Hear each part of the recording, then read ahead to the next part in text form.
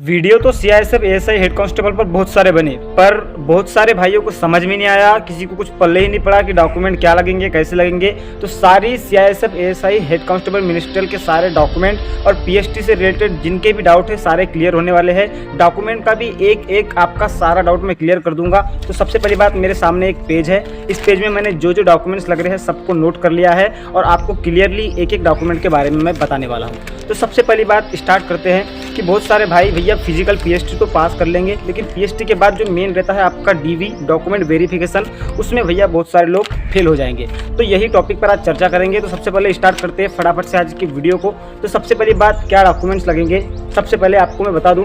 तो ये पेज में मैंने नोट कर लिया है, तो मैं आपको पहले बता रहा हूँ, आपको एडमिट कार्ड 2 रखना है। तो बोलेंगे सब लोग एडमिट कार्ड तो लगेगा ही, तो एडमिट कार्ड आपको 2 रखना है आपके पास। 2 इसलिए रखना है क्योंकि एक एडमिट कार्ड वो वहाँ पर अपने पास जमा भी कर सकते हैं, तो आपके पास एक एडमिट कार्ड रहना चाहिए। उसके बाद आईडी प्रूफ की बात की जाए तो आईडी प्रूफ में आपको एक आधार कार्ड रखना है और एक पैन कार्ड रखना है, क्योंकि कभी ऐसी कंडीशन बन गई कि आपका आधार कार्ड आपके कुछ डॉक्यूमेंट से मैच नहीं खाया, तो उस कंडीशन में आपका पैन कार्ड आपका काम चला लेगा। उसके बाद ये तो नॉर्मली डॉक्यूमेंट से सभी के पास रहते हैं। उसके बाद हम स्टार्ट करते हैं 10th की मार्कशीट से। तो आपको दोस्तों 10th की मार्कशीट अपने साथ ले जाना है।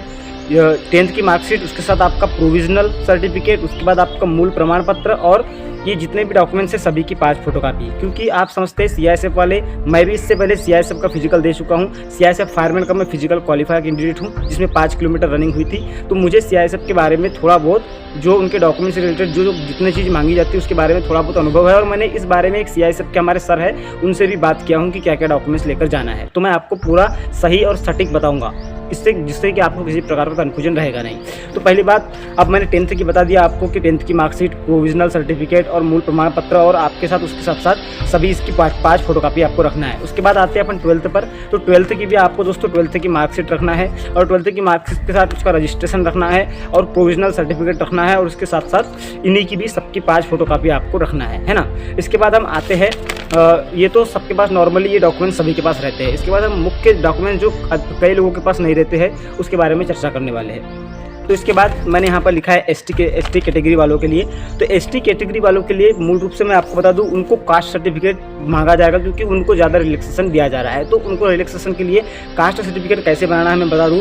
आपको सबसे पहले जो है आपके अनुमंडल के पास जाना है, वहाँ से अनुमंडल रेसिडेंटल के पास अनुमंडल से रेसिडेंटल सर्टिफिकेट और कास्ट सर्टिफिकेट बनवाना है, और वो फॉर्मेट को लेकर अपने डीएम के पास जाना है और डीएम से उसकी सिग्नेचर वहाँ से करवाना है। यानी आपको फॉर्मेट अनुमंडल से बनाना है और उसकी सिग्नेचर कहाँ से कराना है, डीएम के पास से कराना है। ये किसके लिए है, एससी एसटी कैटेगरी वालों के लिए, है ना।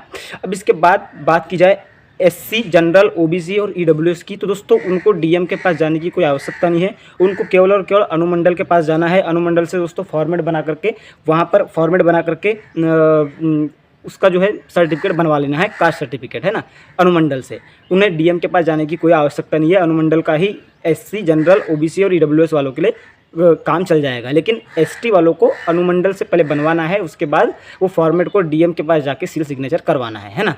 उसके बाद रही बात, बोलते हैं कि हम ये अनुमंडल क्या होता है क्या होता है। तो दोस्तों कहीं कहीं इन्हें लेखपाल भी बोलते हैं, कहीं इनको सर्कल ऑफिसर भी बोलते हैं। तो ये सब बोलते हैं, तो आप जो है इनको सर्कल ऑफिसर भी पूछेंगे किसी से, तो आपको नॉर्मली सर्कल ऑफिसर का बता देगा नाम पता। तो इसे एक हिसाब से कहा जाए तो तहसील से भी आप बनवा सकते हैं, क्योंकि एसडीओ या एसडीएम जो बोलते हैं, डीएम आपका तहसील में ही बैठता है ना। उसके बाद हम बात करेंगे पीएसटी की। तो ये डॉक्यूमेंट्स के बारे में मैंने चर्चा कर दिया। तो पीएसटी में आपका सबसे पहले हाइट होगा, हाइट मेजरमेंट के बाद आपका चेस्ट मेजरमेंट होगा, चेस्ट के बाद आपका वेट मेजरमेंट होगा। उसके बाद दोस्तों जैसे ही आप पीएसटी क्वालिफाई करते हैं आपका डीवी होगा, यानी डॉक्यूमेंट वेरिफिकेशन होगा। इसके अलावा और डॉक्यूमेंट्स में क्या क्या चीज़ लगेंगी, तो मैं एक मेन जो मुद्दा है वो तो बताना ही भूल गया। आपको दोस्तों 10 फोटो रखना है अपनी। 10 फोटो के साथ साथ आपको आपका आईडी प्रूफ तो मैंने 2 बता दिया, आधार कार्ड या पैन कार्ड रखना है, 2 चीज़।